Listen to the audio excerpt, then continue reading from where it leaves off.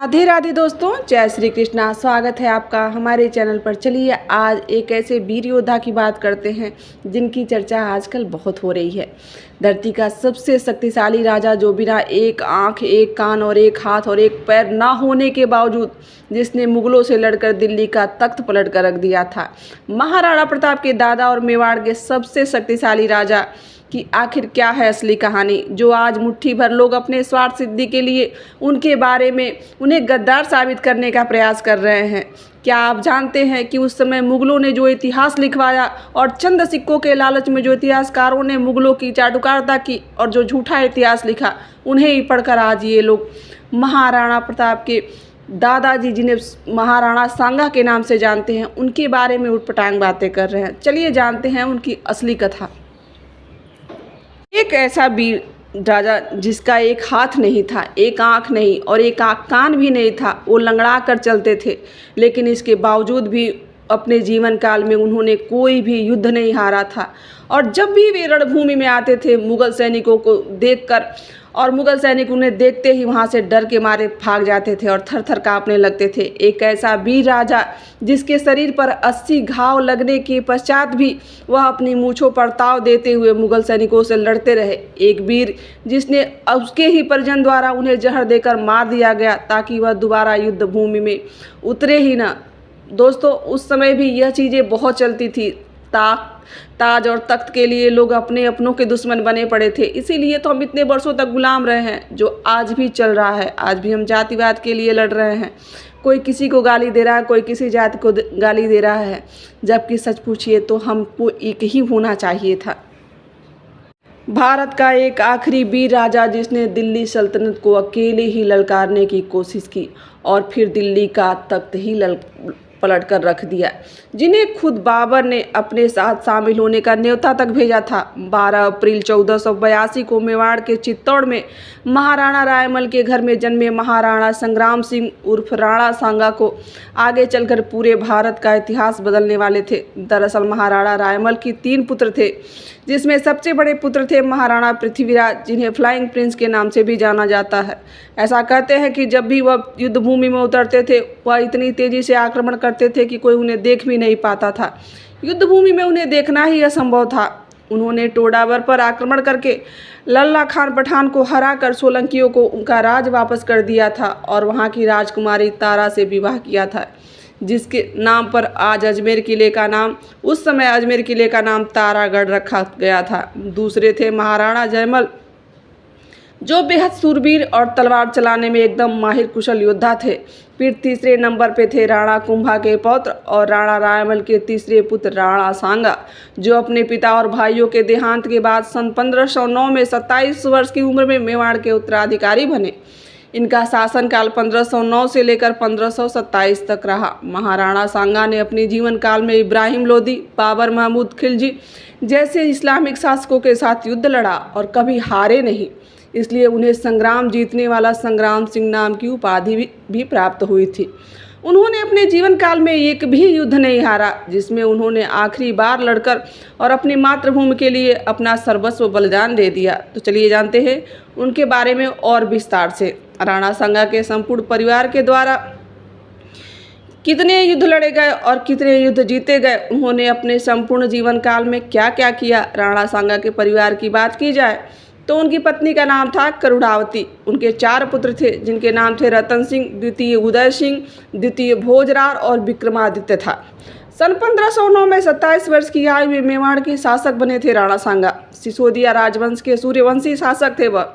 पहली बार ऐसा था कि किसी राजा ने विदेशी आक्रमणकारियों के खिलाफ सभी राजपूतों को एकजुट कर लिया था।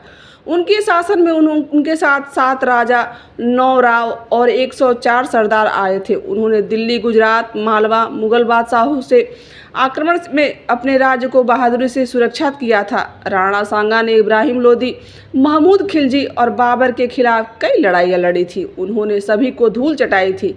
युद्ध में उनकी शरीर पर लगभग 80 घाव लग चुके थे, फिर भी वह लड़ रहे थे। एक आंख और एक हाथ और एक पैर क्षतिग्रस्त हो गया था, इसके बावजूद वह लड़ते जाते थे। उनके घावों के कारण उन्हें मानव का खंडहर भी कहा जाने लगा था।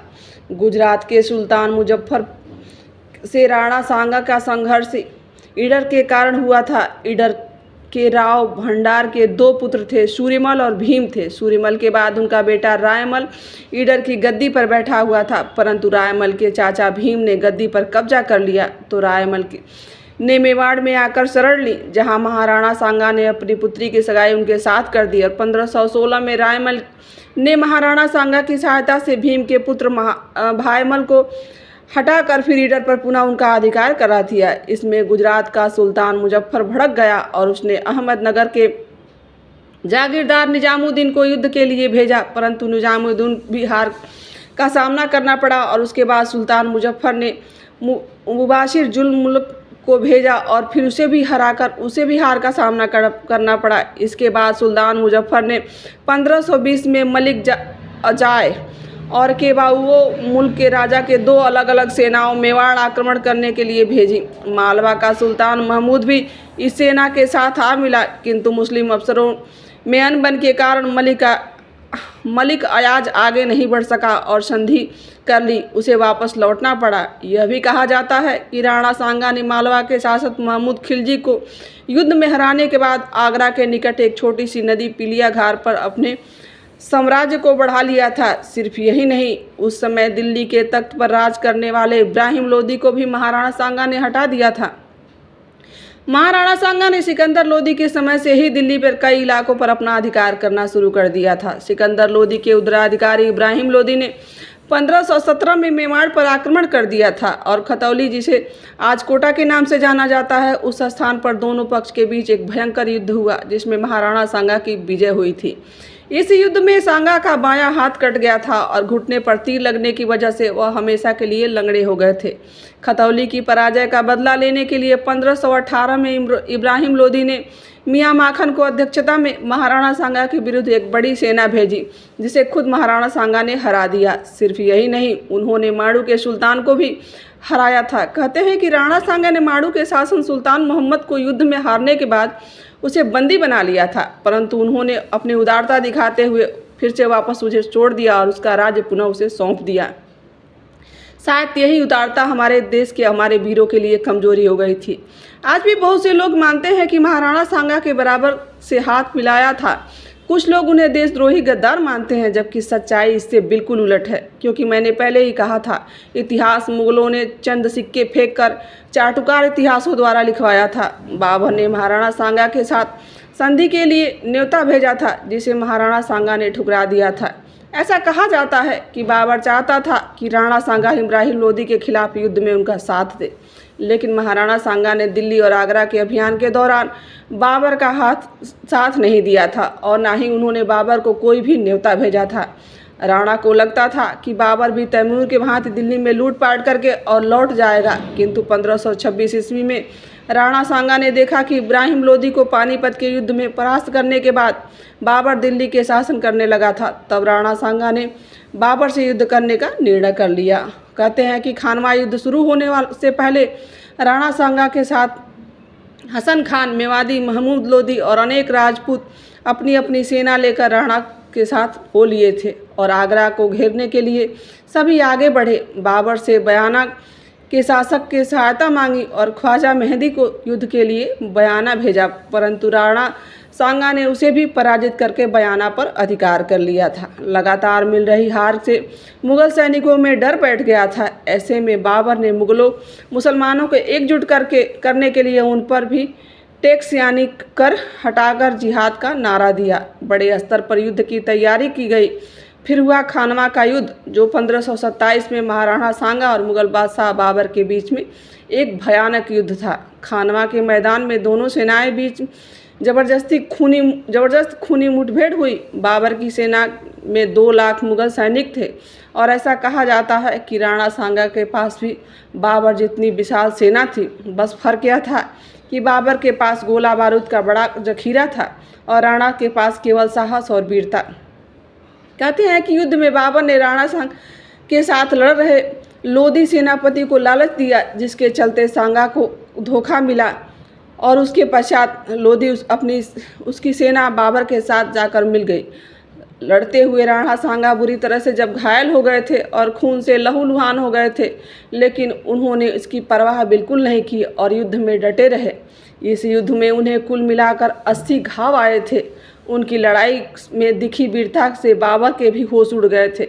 लोदी की गद्दारी करने की वजह से राणा सांगा की सेना शाम होते होते लड़ाई हार गई थी। कहते हैं कि खानवा में युद्ध में राणा सांगा बेहोश हो गए थे, जहां से उनकी सेना उन्हें सुरक्षित जगह पर ले आई। वहां होश में आने के बाद उन्होंने फिर से लड़ने की ठानी और चित्तौड़ कभी वापस नहीं लौटने की कसम खाई। कहते हैं कि यह सुनकर जो सामंत भी लड़ाई नहीं चाहते थे, उनके मन में गद्दारी और सत्ता की लालसा भरी हुई थी। उन्होंने महाराणा सांगा को जहर दे दिया, जिसके चलते 30 जनवरी 1528 में कालपी की उनकी मृत्यु हो गई।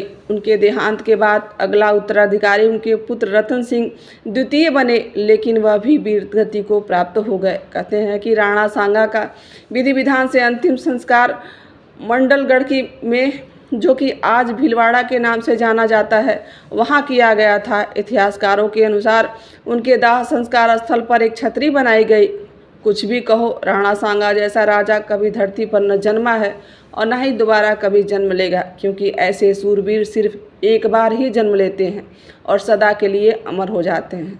कहते हैं कि राणा सांगा के समय मेवाड़ एक समृद्ध राज्य हुआ करता था। महाराणा सांगा के समय मेवाड़ 10 करोड़ सालाना आमदनी वाला प्रदेश था। राणा सांगा ने एक आदर्श शासक बनकर राज्य की उन्नति और रक्षार्थ अपना सब कुछ न्यौछावर कर दिया। लेकिन मेवाड़ में जहां एक राजा महाराणा सांगा इतिहास रचकर चले गए थे, वहीं फिर से इसी परिवार में एक एक करके कई महान महाराजाओं ने जन्म लिया।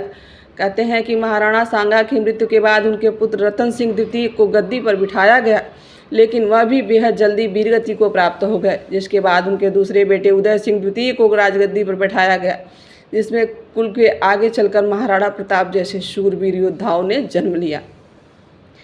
मेवाड़ राजघराने ने भारत की भूमि के लिए सर्वोच्च बलिदान दिया है, और यह सब हो पाया सिर्फ एक ऐसे राजा की बदौलत जिसने युद्ध के तरीके को ही बदल कर रख दिया था और युद्ध संग्राम को जीतते हुए कहलाए संग्राम सिर्फ उर्फ महाराणा सांगा। तो दोस्तों, यह थी महाराणा सांगा के ऊपर कुछ जानकारियाँ। दोस्तों, यदि आपको यह वीडियो अच्छी लगी हो तो वीर शिरोमणि राजाधिराज महाराणा सांगा के लिए एक बार जय महाराणा संग्राम सिंह अमर रहे कमेंट में ज़रूर लिखिएगा। मिलते हैं किसी ऐसी ही जानकारी कथा कहानी के साथ। आज के लिए बस इतना ही। राधे राधे, जय श्री कृष्णा। यहाँ तक बने रहने के लिए आप सभी का दिल से आभार। जय भारत, जय राणा।